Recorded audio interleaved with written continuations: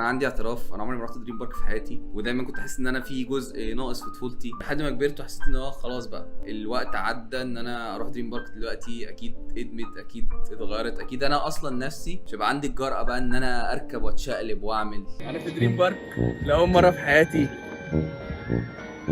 حاسس ان انا فاتني حاجات كتير قوي. يعني حاسس ان انا كان المفروض اشوفها واجيها لما الالوان دي كانت مش ساتوريتد كده. لا دي عالية قوي، دي عالية قوي، دي عالية. انت 20 جنيه ولا ايه؟ يخرب بيتك. احمد الوكيل ايه؟ هتنبسط.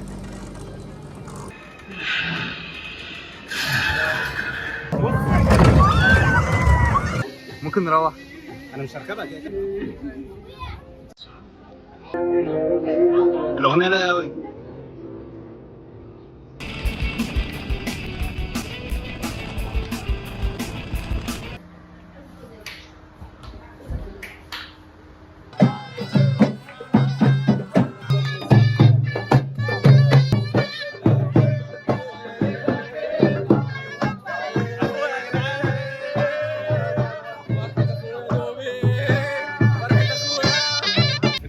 عايز اقول ان انا انبسطت فشخ، انبسطت قوي بجد.